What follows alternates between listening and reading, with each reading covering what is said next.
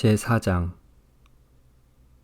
바리새인들은 예수님께서 요한보다 더 많은 사람을 제자로 삼고 세례를 준다는 소문을 들었습니다. 그러나 사실 예수님께서 직접 사람들에게 세례를 주신 것이 아니라 제자들이 세례를 준 것이었습니다. 예수님께서는 바리새인들이 자기에 대하여 이야기하고 있다는 것을 아시고 유대를 떠나 다시 갈릴리로 가셨습니다. 갈릴리로 가려면 사마리아 지방을 거쳐 가야만 했습니다. 예수님께서는 사마리아에 있는 수가라는 마을로 들어가셨습니다. 이 마을은 야곱이 자기 아들 요셉에게 주었던 밭에서 그리 멀지 않은 곳에 있었습니다.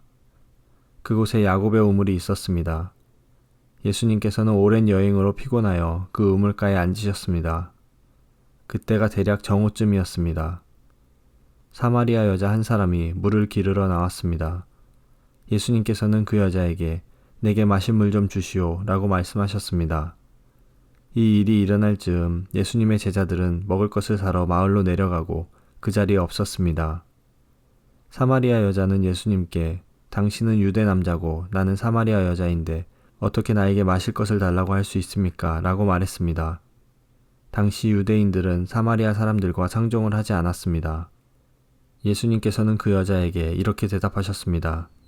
당신이 하나님께서 주시는 선물이 무엇인지 또 내게 마실 것을 달라라고 말하고 있는 사람이 누구인지 알았더라면 오히려 당신이 그 사람에게 구하였을 것이고 그러면 그가 당신에게 생명의 물을 주었을 것이요. 그 여자가 말했습니다.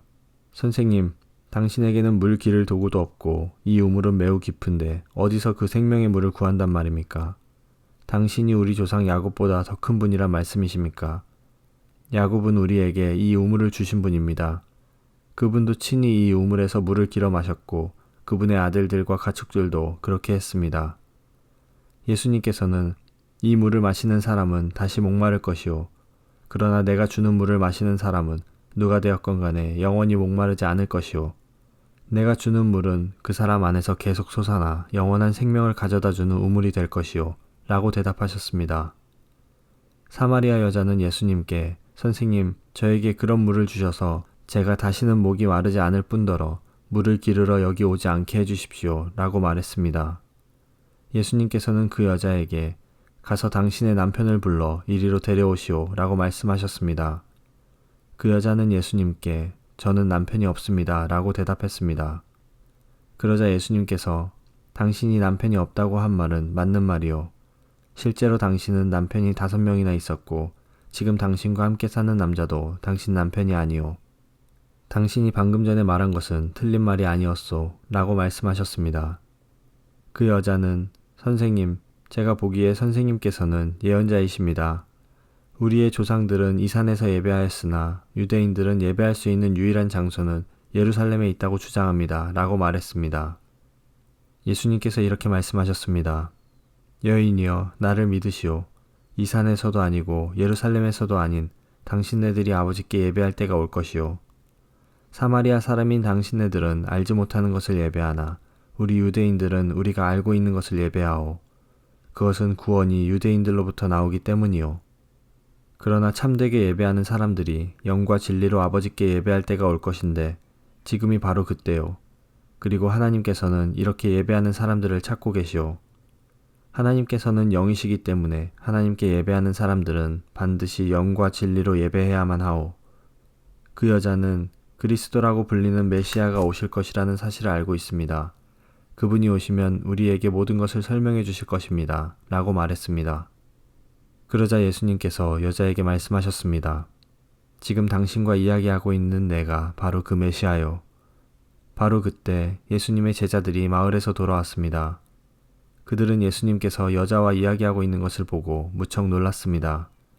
그러나 아무도 선생님, 무엇을 구하고 계십니까? 라거나 선생님, 무슨 일로 그 여자와 이야기를 하고 계십니까? 라고 묻는 사람이 없었습니다. 그 여자는 물 항아리를 버려두고 마을로 돌아가 사람들에게 말했습니다. 여러분, 이리 와서 내 과거의 일을 다 말해준 사람을 한번 보세요. 이분이 메시아가 아닐까요? 그러자 사람들이 마을에서 나와 예수님께로 왔습니다. 그 사이 제자들은 예수님께 선생님, 음식을 좀 드시지요 라고 청했습니다. 그러나 예수님께서는 나에게는 너희들이 알지 못하는 먹을 음식이 있다 라고 대답하셨습니다. 그러자 제자들은 자기들끼리 누가 예수님께 먹을 것을 갖다 드렸을까? 라고 말했습니다. 예수님께서 이들에게 말씀하셨습니다. 나의 음식은 나를 보내신 분의 뜻을 행하고 그분의 일을 완수하는 것이다. 너희들은 넉 달이 지나야 추수 때가 될 것이다 라고 말하지 않느냐? 그러나 나는 너희에게 말한다. 눈을 들어 밭을 보아라. 이미 곡식이 익어 추수할 때가 되었다.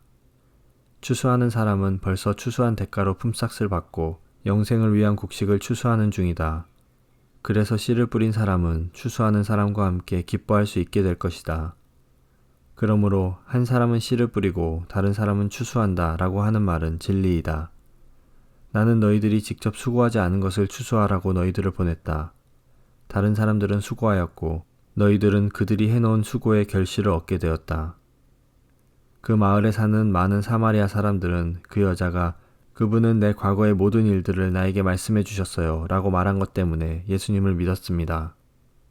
사마리아 사람들이 예수님께 그들과 함께 지내다가 가시기를 청했으므로 거기서 이틀을 머무르셨습니다. 그래서 보다 많은 사람들이 예수님의 말씀을 듣고 예수님을 믿었습니다. 그들은 그 여자에게 더 이상 우리는 당신의 말 때문에 예수님을 믿는 것이 아니오. 우리가 이제는 예수님의 말씀을 직접 들었고 이분이 참으로 세상의 구세주라는 사실을 알았기 때문에 믿는 것이오 라고 말했습니다. 이틀 후에 예수님께서는 그곳을 떠나 갈릴리로 가셨습니다.